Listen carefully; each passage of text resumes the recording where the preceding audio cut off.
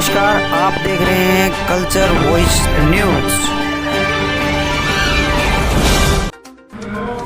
CVN में आपका स्वागत है। आर्यवर्त के सभी सज्जनों को नमस्कार। आज आदर्श ग्राम दोंगड़ा हीर में सर्व समाज मंच की तरफ से एक मीटिंग का आह्वान किया गया था, जिसमें कि इस इलाके से दक्षिणी हरियाणा के जो प्रदेश है, इसके मेन मुद्दे थे, उनके विषय में चर्चा हुई थी।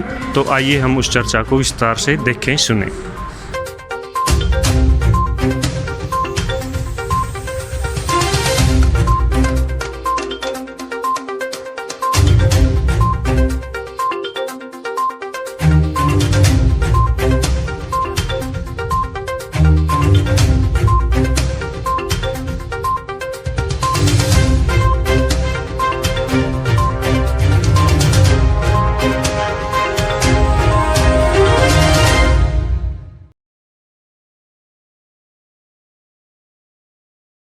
सौदे जी थोड़ी सी बोलने की अनुमति चाहता हूँ।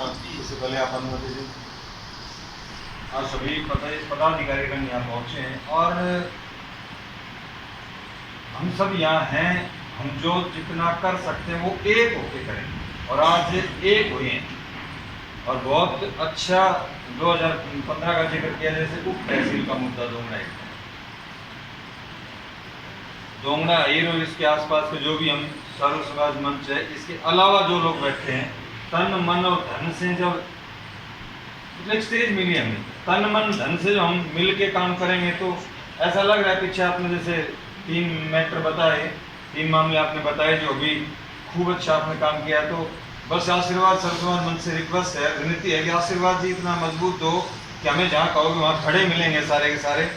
और ये 2 मुद्दे जो एग्रीकल्चर यूनिवर्सिटी और एक उप तहसील, सारे मुद्दे बहुत जरूरी हैं। सभी ने अलग अलग बताए हैं। ऐसा मेरी बात तो जी ना समझे कि मैं किसी को कम कर रहा हूँ कि किसी को ज़्यादा कर रहा हूँ, पर मेरी पर्सनल व्यूज हैं कि जब सभी लोग 2015 और इतने पीछे से लगातार जोर पॉलिटिकल लेवल पर भी और सोशल लेवल पर भी जोर करते आए हैं और अब एक स्टेज मिला हमें, तो बड़े आभारी हैं कि आप लोगों ने दोंगड़ा चुना। लास्ट टाइम जो हम 5-7-10 लोग इकट्ठे हुए थे, आप आए, राधेश्याम जी जो गोमला से और 2-3 लोग और आए थे, जिनमें एक जिगाउं से भी थे, इनके साथी विशेष दीपक मान बैठे हैं। बिल्कुल भाई साहब, तो बहुत जरूरी है हमारे लिए, हमारे गांव के लोगों के लिए भी, आसपास के लोगों के लिए हम इकट्ठे होकर काम करें। और जब पॉलिटिकल लेवल पर करते हैं ना, तो कोई पार्टी करे कोई ना करे, पॉलिटिकल लेवल के अलावा सोशल लेवल पर, ये मैटर सोशल लेवल का है, सर्व समाज मंच, तो ज़्यादा अच्छे तरीके से एक ही बात कहना चाहेंगे आप सभी से कि जोर लगाएंगे बिल्कुल सारे युवा भी, बुजुर्ग भी और सभी लोग। आप आशीर्वाद और सहयोग पूरा दें और गाइडेंस दें, ठीक है जी। धन्यवाद। आप यहाँ पर उन कामों को लेकर के सर्व समाज मंच आपके बीच में लगातार काम कर रहा है। यदि मैं आपको बताना चाहूँ तो नसीबपुर में जो शहीदी स्मारक आज आप देखते हैं, बहुत अच्छा रूप उस शहीदी स्मारक का, आज उसका जो ये रूप है वो इस सर्व समाज मंच की एक लंबी लड़ाई के कारण संभव होगा। आपके बीच में साथी राधेश्याम गोमला जी बैठे हैं, बताएंगे आपको उनके बारे में। तो आपको सबको पता है, इन्होंने, राधेश्याम गोमला ने वो काम किया है आप सब लोगों के साथ से, जो काम CM, PM, DM और MLA मंत्री नहीं करके वो काम इन्होंने करके दिखाया है। ये पार्टीबाजी से ऊपर उठकर, निर्दलीय से ऊपर उठकर, दलदल से ऊपर उठकर जो कार्य समाज के हैं और समाज सेवा में जो समय दे रहे हैं, इन्होंने तो महाराष्ट्र में भी जाकर परचम फैलाया है, छोटा सा गोमला गांव को, और इंडिया के नक्शे पर नहीं, UN के नक्शे पर भी लाया है। तो इसकी सूझबूझ से जो काम हो रहे हैं, हम इनके साथ हैं और ये नॉन पॉलिटिकल पार्टी या प्लेटफॉर्म है। एक जो मुख्य मुद्दा, आपकी सभी मुद्दों से मैं सहमत हूँ, एक जो मुख्य मुद्दा जो जरूरत है वो अभी जिसकी जरूरत है, जिससे हमारी एक जो डिस्ट्रिक्ट है उसको अरबों का नुकसान हो रहा है, जिसकी तरफ किसी का ध्यान नहीं जा रहा और वो अभी चल रहा है।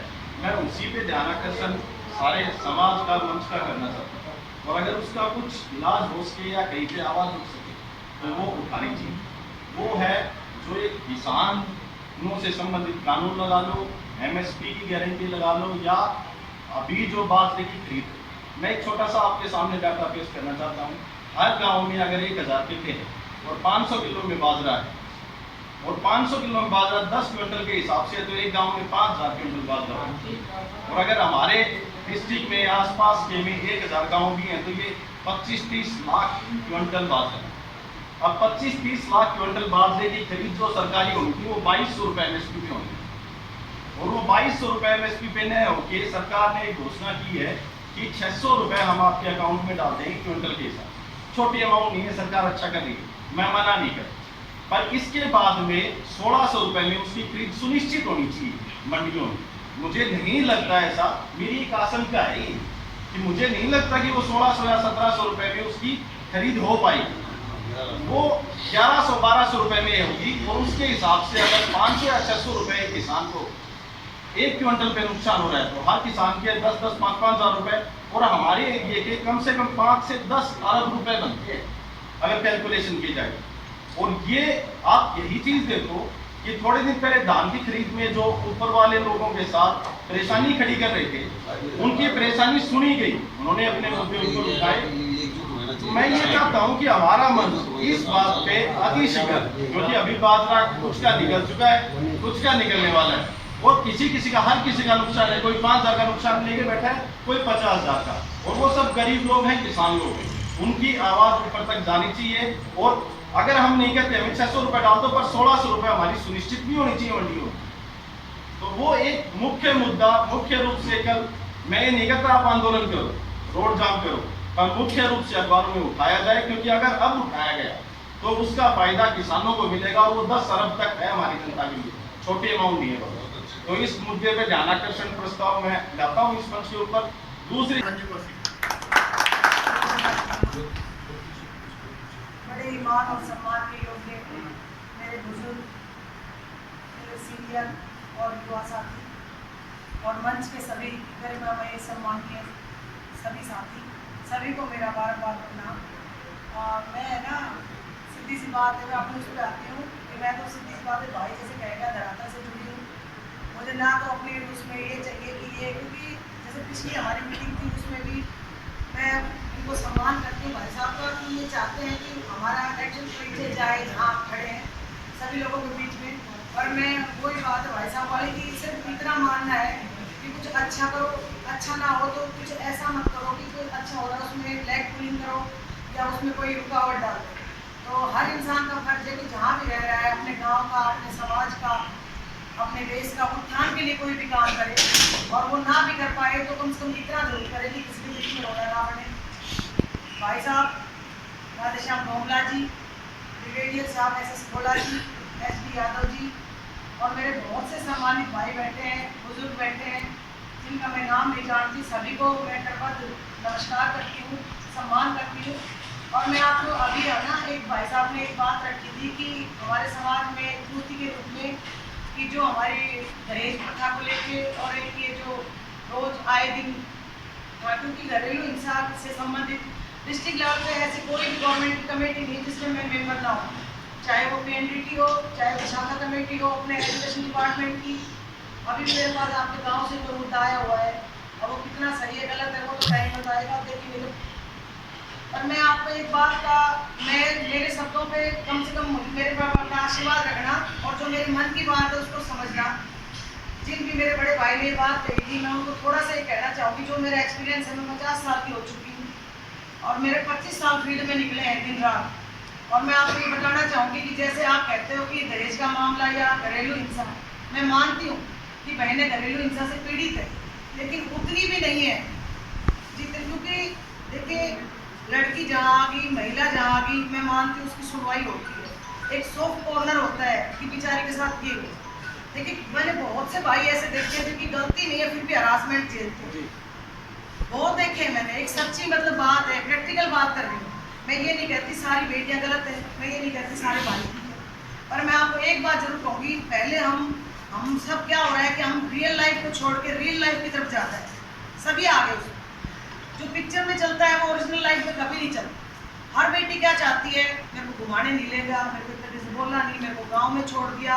मेरे पास एक मुद्दा आया, क्या था, यहाँ अपने पाली गांव की लड़की है, बावड़ में उसका हस्बैंड जॉब करता है, वो बूढ़े माँ बाप, उन्होंने पता नहीं किस मेहनत से, मैं भी एक माँ हूँ, मेरे 2 बच्चे हैं, मैं समझ सकती हूँ जब मेरा आदमी गजटेड पोस्ट पे है, मैं अच्छी उससे हूँ, एक नॉर्मल मध्यवर्गीय परिवार से हूँ, उसके बावजूद घर चलाना कितना मुश्किल होता है।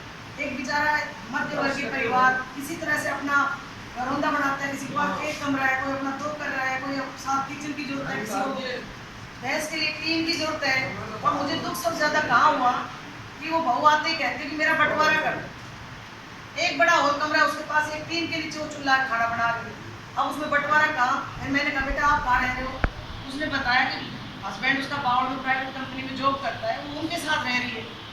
आप मुझे एक चीज़ बताइए, ये हमारे संस्कार है, वहाँ हमारा एक बक्सा एक अलमारी रखी गाँव में, वो भी कब्जे के तौर पे, अरे इसने पूरी उम्र लगा के ये कमरा तैयार किया है, इसमें भी तू ये चाहती है कि मैं अपने को ताला लगा के आऊँ।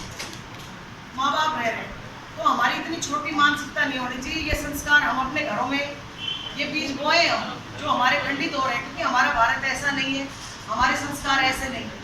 मैं 25 दिन के लिए मैंने जापान एशिया मित्रता कार्यक्रम में भारत को रिप्रेजेंट किया था, जापान जाके आई। वहाँ हमारी एक ही चीज़ थी कि हमारे संयुक्त परिवार जो हमारे देखने लायक होते हैं, बच्चों को दादा दादी का प्यार मिलता है, चाचा चाची का प्यार मिलता है, लेकिन अब समय के साथ विघटन होता जा रहा है।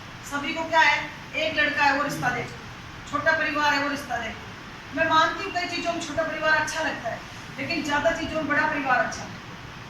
बड़ा परिवार रौनक है, क्योंकि हम अपने घर से ही अपने बच्चों में, मेरी बेटी खूब बाहर भी पढ़ी है, घर में भी अच्छी एजुकेशन दी है, पर मैं कभी अपने बच्चों को हवा में नहीं उड़ने देती, धरातल से जोड़ के रखो। उड़ना बहुत अच्छा है, लेकिन उड़ना उतना ही अच्छा है, और कॉन्फिडेंस होना अच्छा नहीं। हमारी बेटियां को धरातल की नॉलेज नहीं है, बहुत सी, सारी बच्चियां एक नहीं है। और मैं एक बात और बताऊंगी, सच में जो पीड़ित लड़की है वो कोर्ट तक जाती है, उसके साथ कितना भी बुरा होता है। मैंने बहुत बहनें देखी हैं, वो अपने संस्कारों में इतनी बंधी हुई है कि वो अपनी आवाज़ नहीं उठाना चाहती, चाह के भी नहीं उठा सकती। और कुछ चीज़ें ऐसी हैं, आज है ना, एक मैं छोटा हूँ, बड़ी बात, एक बिजनेस का साधन होता है, दहेज का इल्जाम लगाता है, और फिर पीड़ित परिवार। मैं ये नहीं कहती कि लड़का 100% सही है, पर कई बार क्या होता है, मेरा बेटा है, हो सकता है वो गलत हो, पर मेरी भावना गलत नहीं, तो माँ बाप भी तो साथ हरासमेंट झेलता है। मैं कहती हूँ बेटा हो चाहे बेटी हो, आप सबको वही बात कहिए जो जायज़ है, चाहे बेटी के लिए है चाहे बेटे के लिए है, लेकिन गलत का साथ मत दीजिए। आज हम अपने स्वार्थ के लिए एक छोटी सी गलत बात को सपोर्ट करेंगे, कल भविष्य में उसके दुष्परिणाम ही आएंगे। एक चीज़ और है, हमारे घर में बेटा बेटी दोनों है। हम क्या करते हैं, बेटा ट्यूशन में गया है और वो उसका टाइम है 4 से 5 का, और वो नहीं भी आया, आधा घंटा लेट है, 1 घंटा लेट है, हम कभी नोटिस नहीं करते, क्या है लंगोटिया धने घूम फिर के आ जाए। ऐसे ही अगर हमारी बेटी गई हुई है 5 मिनट ऊपर होते हैं, क्योंकि आजकल का जो माहौल बना हुआ है, हमें टेंशन हो जाती है कि लड़की को आ जाना चाहिए था, 5 मिनट होगी, 15 मिनट होगी, घर से भाई भी देखने निकल पड़ता है। मैं एक बात जानती हूँ, जितने संस्कार, जितनी मर्यादाएं हमें अपनी बेटियों को देने की जरूरत है, उतने अपने बेटों को भी देने की जरूरत है। ये नहीं कि लंगोटिया धने घूम फिर के आ जाए। उसको आप देखो किस एक्टिविटी में इन्वॉल्व है, उसकी कंपनी क्या है, वो क्या कर रहा था इस 1 घंटे में, कहाँ खड़ा था। क्योंकि कभी भी समाज में कोई मिस हैपनिंग होगी, कोई गलत चीज़ होगी, तो वो क्या होगा, किसी ना किसी लंगोटिया धन का इन्वॉल्वमेंट मिलेगा। इसलिए बहुत ज़रूरी है, जितने संस्कार, जितनी चीज़ें हम अपनी बेटियों को दें, उतने ही हम अपने बेटों को भी। और मैं इस बात से बिल्कुल भाई साहब का सम्मान करती हूँ, अगर सही मायने में कोई मेरी बेटी पीड़ित है तो मैं आधी रात में उसके लिए तैयार हूँ। मेरे पास 50-50 महिलाओं के बैच चलते हैं, 80-80 महिलाओं के बैच चलते हैं, कटिंग टेलरिंग के, सेल्फ डिपेंड महिलाओं को करने के लिए, सब रोजगार के लिए। मैंने एक ही बात कह रखी, बेटा किसी गांव से आ रही हो, मोहल्ले से आ रही हो, कहीं से आ रही हो, आपको कोई असामाजिक तत्व तंग करता है, जेन्युइन में आप सीधे रास्ते जाओ, सीधे आओ। अगर आपको कोई आगे तंग करता है आप मुझे बताओ, लेकिन आप भी अपनी मर्यादा जानो, आप भी अपनी मर्यादा जानो कि बिना बात की कोई बात ना बढ़े समाज में। तो इसलिए मैं ये कहूँगी और मैं अपनी वाणी को विराम दूंगी, और मेरा कम में ज़्यादा समझना, सारे मेरे, कोई मेरे बड़े बुजुर्ग भाई पिताजी हैं, कोई मेरे भाई हैं, कोई मेरे छोटे, मेरे बच्चों की उम्र के हैं, पर मैं एक बात जरूर कहूँगी कि हमें अपने संस्कार अपनाने चाहिए, बहुत ज़रूरी है। आप आज़ादी के इस युग में किसी को कुछ नहीं पड़ी, सब अपनी अपनी सोच रहे। मुझे कुछ नहीं पड़ी इसमें आके बैठने के लिए, मेरा घर ठीक चल रहा है, लेकिन मैं बहुत चिंतित हूँ आने वाले भारत की तस्वीर पे। मेरे को बहुत अच्छा लगता है जब मेरे युवा बच्चे इस तरह से समाज के संस्कार के काम में हिस्सा लेते हैं। कोई पानी पकड़ा रहा है, कोई दरी बिछा रहा है, ये भी घूम सकते हैं इधर उधर, बाइक ली इधर उधर पेड़ी लगाया है, बच्चे इसी तरह छिटते हैं। कुछ बच्चे संस्कारों में डर जाते हैं, कुछ बच्चे बिगड़ जाते हैं। तो मैं अपने युवा साथियों के लिए, अपने बच्चों के लिए 4 लाइनें कहूँगी कि जय और पराजय से क्या होता है। जय और पराजय से क्या होता है? वह कर्म है, फल जिसमें छुपा होता है। जीवन में सिद्धि मिले ये जरूरी तो नहीं, संकल्प सफलता में छुपा होता है। संकल्प सफलता में छुपा होता है।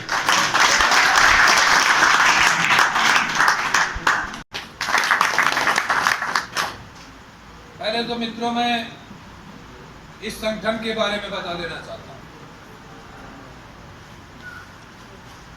ये संगठन मेरे ख्याल में अपने आप में एक अकेला संगठन है जो जितने भी अभियान चलाता है वो 0 बजट पर चलाता है।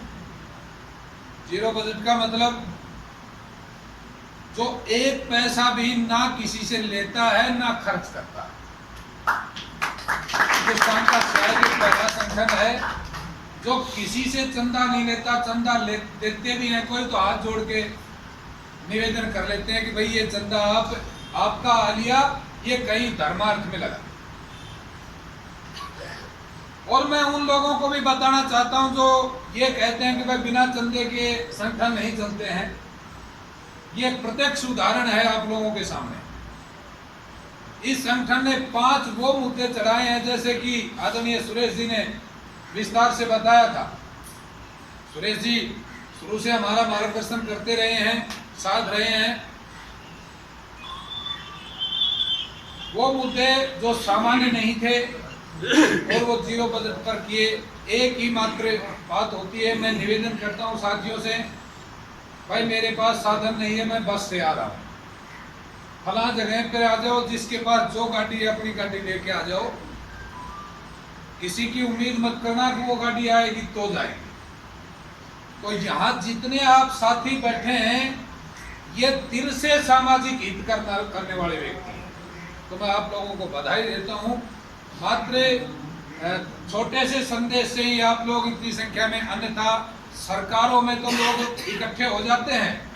जब सरकार का कोई आदमी बोल रहा होता है तो उसके लिए तो 100 क्या हजारों आदमी भी इकट्ठे हो जाते हैं, लेकिन सरकार में ना रहते हुए फिर आप सामाजिक कार्य कर रहे हैं, उसके लिए 10 आदमी भी इकट्ठे नहीं हो पाते। और ये जितने जो ये लोग बैठे हैं ना, इनमें से 90% रिक्वेस्ट करने पर भी आने वाले लोग हैं, क्योंकि इन लोगों ने जीवन के बड़ी धूप छांव देखी है। इन्हें पता है क्या सही है क्या गलत। इस मंच ने जैसा कि पहले बताया जा चुका है, सरपंचों की पेंशन का मुद्दा 2013 में चालू किया और वर्तमान में सभी सरपंचों को, हरियाणा के सभी सरपंचों को सरकार पेंशन दे रही है। ये आपकी ही देन है। इस पर मैं थोड़ी चर्चा करना चाहूंगा। 1994 से पूर्व के कुछ सरपंच जो इस योजना से रह गए हैं, वो इस बात के लिए चिंतित ना हो कि हम रह गए। ये मंच उनके लिए पुनः आवाज उठाएगा। आदरणीय ईश्वर सिंह जी, आप बस अपने अपने हस्ताक्षर कर देना, वो अभियान चलाने के लिए आपका ये बच्चा हाजिर है। आप निश्चित रहें, आप ये महसूस ना। वीर सिंह जी, आज दोंगड़ा आहिर के अंदर जिस तरह से सर्व समाज मंच की बैठक हुई है, तो इस बैठक के अंदर दोंगड़ा आहिर की तरफ से क्या कुछ मांगे रखी गई हैं? दोंगड़ा आहिर की तरफ से 3 मांगे रखी गई हैं सर्व समाज मंच के लिए। दोंगड़ा आहिर की तरफ से सबसे पहले सबसे पुराना मुद्दा उप तहसील का, पॉलिटिकल लेवल पर हर एक तरीके से है उप तहसील का। दूसरा एग्रीकल्चर यूनिवर्सिटी, कृषि विश्वविद्यालय। और जो तीसरा जो मुद्दा है विशेष तौर पर इन 2 के बाद में कि जो भी है, जैसे बाजरे की खरीद, सरकार 600 रुपये दे रही है, धान ले रही है, तो बाजरा खरीदने में सरकार की जान निकल रही है। 3 मुद्दे ये उठाए हैं विशेष। क्या कुछ उम्मीद लगती है सर्व समाज के माध्यम से जो मांगे उठाई गई हैं, सरकार उन पर अब कोई एक्शन लेगी? देखिए, आज हम 200 लोग इकट्ठे हुए हैं जी। सरकार 200 लोगों की बात सुनती है तो बढ़िया है, और नहीं तो 2000 और 2 लाख भी इकट्ठे होने आते हैं। बात गलत हो तो हमें आके बता दो बात गलत है, और सही है तो मानो और पूरी करो। इजीली बनवाएंगे जी। 2 लाख लोग जब इकट्ठे हो सकते हैं तो कोई ऐसी बात नहीं। ठीक है, ठीक है। तो साथी विकास है हमारे साथ, उनसे जानते हैं विकास, जिस प्रकार से सर्व समाज जो मंच की आज दोंगड़ा अहीर के अंदर बैठक रखी गई, क्या कुछ कहना चाहेंगे इसके बारे में? आज आदर्श ग्राम दोंगड़ा अहीर में सर्व समाज के आह्वान पर एक मीटिंग बुलाई गई थी, जिसमें आसपास के गांव के कम से कम 30 सरपंच और कुल मिला के 200 से 250 व्यक्तियों ने भाग लिया। इसमें जो गांव के इलाके थे, जो गांव के इलाके के मुख्य मुद्दे थे, उनको उठाया गया। सबसे बड़ा मुद्दा है दक्षिणी हरियाणा के जो 4-5 डिस्ट्रिक्ट हैं, उन पे जल का समान वितरण है, उसको लेके उठाया गया कि हरियाणा का हिस्से का जो जल है उसका सभी जो डिस्ट्रिक्ट हैं उनमें समान जल से मतलब समान जल का वितरण हो। उसके साथ साथ झोड़ और नहर जो कच्ची होती हैं उनकी खुदाई हो, और वाटर को रिचार्ज करने के लिए जो भी प्रयास सरकार करे वो करिए जाए। दूसरा जो मुद्दा है, दोंगड़ा अहीर सेंटर पॉइंट पड़ता है जिला महेंद्रगढ़ का, तो उसकी उप तहसील की मांग 2013 में हुड्डा सरकार ने उसको सहमत किया था और मंच से उसके लिए हाँ भरी थी, लेकिन वो मांग अभी तक पूरी नहीं हुई है। तो उसका सर्व समाज मंच ने समर्थन किया है और उस मांग को जायज़ मानना है। वह कहा है कि उसको जल्द से जल्द पूरा हो जाना चाहिए ताकि पूरे इस महेंद्रगढ़ डिस्ट्रिक्ट का उसका प्रभाव रहेगा। इसके अलावा एक कृषि विश्वविद्यालय की जो मांग थी वो भी रखी गई है कि वो दोंगड़ा अहीर में बने, तो वो मांग भी बहुत ही हिसाब से और उसको मनाने के लिए जोर शोर लगाया जाएगा। उसके अलावा जो इलाके के 2-4 जो मुख्य विषय रहे हैं, जैसे मेट्रो का लगा लो या नसीबपुर में शहीदी स्मारक है उनके हो, उन सबको बड़ी ही जोरदार तरीके से गोमला जी की, राधेश्याम गोमला जी की अध्यक्षता में जो SSC खोड़ा के आज के अध्यक्ष थे उनकी उपस्थिति में बहुत ही अच्छी तरीके से उठाया गया और इसकी आगे की रणनीति तय की गई। ठीक है राजकुमार जी, आज आपके गांव दोंगड़ा अहीर के अंदर जिस तरह से सर्व समाज की मंच की बैठक हुई है, तो दोंगड़ा अहीर की तरफ से क्या कुछ मुद्दे इसके अंदर रखे गए हैं? सर, दोंगड़ा अहीर की तरफ से हमारे कृषि विश्वविद्यालय की मांग रखी गई है और मुख्य रूप से दोंगड़ा अहीर को उप तहसील बनाने की मांग को हम पुरजोर तरीके से उठाएंगे। और जब साथ लगते ज़िले भिवानी, सिरसा और हिसार में यूनिवर्सिटीज़ बन सकती हैं, तो हमारे यहाँ शिक्षा का हब है महेंद्रगढ़, रेवाड़ी, अहीर बाहुल्य जो सारा क्षेत्र है दक्षिणी हरियाणा, तो यहाँ भी एक यूनिवर्सिटी होनी चाहिए, यही हमारी मांग है। और इसके साथ साथ बाजरे के जो MSP की बात है तो इसको 2200 रुपये में सरकार खरीदे या इसका बोनस जो है 1000 रुपये दे। Thank you. राधेश्याम जी, सबसे पहले स्वागत है आपका। आपका धन्यवाद बहुत बहुत। गंभीर जी बताइए। जिस तरह से सर्व समाज मंच लगातार जिले की और जो क्षेत्र की जो समस्याएं हैं उनको लेकर के अग्रसर रहा है, उनको उठाता रहा है, आज जो सर्व समाज मंच की बैठक हुई है उसमें किन किन मुद्दों पर चर्चा की गई? देखिए करमदेव जी, सर्व समाज मंच का एक ध्येय है और वो पूरी तरह समाज के लिए समर्पित है। जहाँ भी समाज के बारे में ये लगता है कि यहाँ इस विषय की आवश्यकता है, ये समस्या है, ये समाज हित में है, वो हर मुद्दाए सर्व समाज मंच लेके चलता है। और मंच का एक नियम है कि वो संबंधित एजेंसी को समझा के साम नीति के प्रयोग से समझा के काम को सिरे चढ़वाने का प्रयास करता है। अब तक मंच ने 4-5 मुद्दे प्रशासनिक अधिकारियों के साथ या जो संबंधित व्यक्ति हैं उनके साथ विचार विमर्श करके पूरे किए भी हैं। आज जो दोंगड़ा अहीर में मीटिंग हुई है इसके पीछे कई कारण हुए हैं जी। एक तो ये कि दोंगड़ा अहीर जिला महेंद्रगढ़ का केंद्रीय गांव है, बड़ा गांव है और पूरे ज़िले में ये केंद्र में आता है। अगर पूरे ज़िले का माप किया जाए तो पूरे ज़िले में केंद्र में आता है। और ये गांव सभी छोर जो ज़िले के दिशाएं हैं, हर दिशा के छोर को छूता है, यानी टच करता है। यहाँ से जो सड़कें जाती हैं, मार्ग जाता है। लेकिन दुर्भाग्य की बात है कि अब तक इस गांव में विकास क्यों नहीं हुआ। बड़ा गांव है, और यहाँ सांसद ने भी इस गांव को गोद लिया था। हाँ, पिछली बार आदरणीय धर्मवीर जी ने भी इस गांव को गोद लिया, तो वो तो उनके व्यक्तिगत कारण रहे होंगे, लेकिन दुर्भाग्य की बात है कि गांव विकास के मामले में हर दृष्टिकोण से उपेक्षित रहा है। अब मंच ने निर्णय किया है कि एक तो दोंगड़ा अहीर की मांग रही है ग्रामवासियों की कई सालों से, यहाँ उप तहसील बननी चाहिए जी। तो मंच एक तो समर्थन करने के लिए इस मीटिंग में ये तय हुआ कि गांव ने जो मांग उठाई ये वाजिब है और ये उप तहसील बननी चाहिए। मंच पूरी तरह तन मन धन से गांव के साथ है। दूसरी बात, आज यहाँ कई मुद्दे उठ के आए, जैसा कि मंच एक मांग करता रहा है कि ज़िले में कृषि विश्वविद्यालय होना चाहिए। कृषि प्रधान जिला है तो इस नाते अधिकार बनता है। तो आज ये तय किया गया है कि भाई ज़िले का मुख्य केंद्रीय गांव है, तो मांग की जानी चाहिए सरकार से कि दोंगड़ा अहीर में एक कृषि विश्वविद्यालय की स्थापना की जानी चाहिए, ताकि दक्षिणी हरियाणा को इसका फ़ायदा मिल सके। दूसरी बात ये कि महेंद्रगढ़ एनसीआर के अंतर्गत आता है जी, और रेवाड़ी तक मेट्रो ट्रेन आ चुकी है, मंजूर हो चुकी है, बनने लग रहा है उसका। तो ये मांग मंच पिछले काफ़ी दिन से उठा भी रहा है कि रेवाड़ी से जिला महेंद्रगढ़ तक मेट्रो ट्रेन का विस्तार किया जाए और जिला महेंद्रगढ़ का जो भी कॉरपोरेशन को उपयुक्त स्थान लगे वहाँ तक मेट्रो ट्रेन पहुँचाए। सबसे बेहतर जगह तो दोंगड़ा अहीर सेंटर आता है, जहाँ हर जगह से यहाँ पहुँच हो सकती है। तो इससे न केवल सरकार के राजस्व में भी वृद्धि होगी, बल्कि ये जो कॉरपोरेशन है मेट्रो का, उसकी भी आमदनी होगी, लोगों को सुविधा होगी। क्योंकि यहाँ हज़ारों की संख्या में लोग रोज़गार के लिए जाते हैं, आना जाना होता है। तो अगर मेट्रो की सुविधा हो जाती है तो बहुत आसानी से।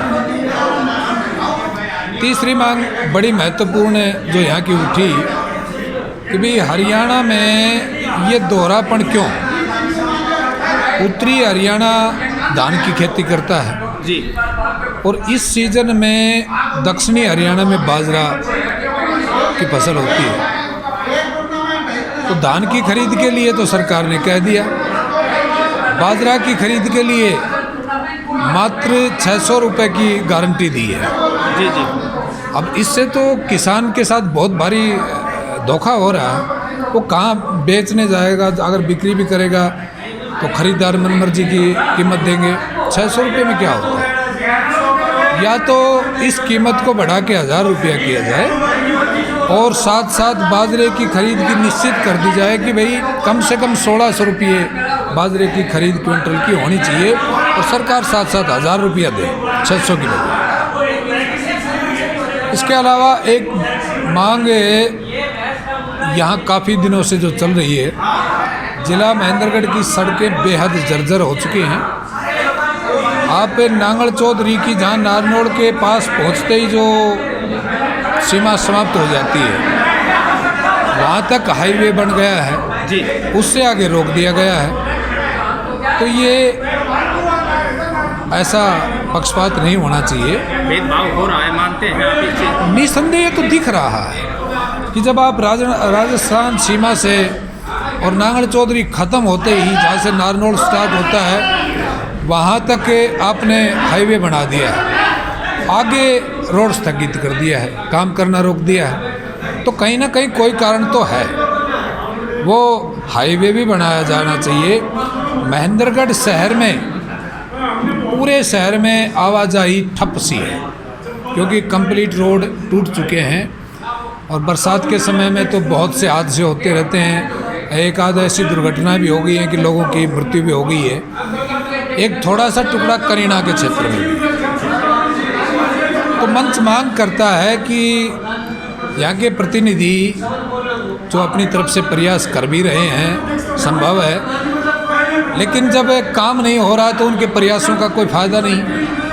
उन्हें चाहिए कि कि वो तत्परता से, क्योंकि परिवहन का काम बहुत ज़्यादा ज़रूरी है। जब यातायात ही नहीं हो पाएगा कि लोगों का जीवन कैसे सुलभ होगा।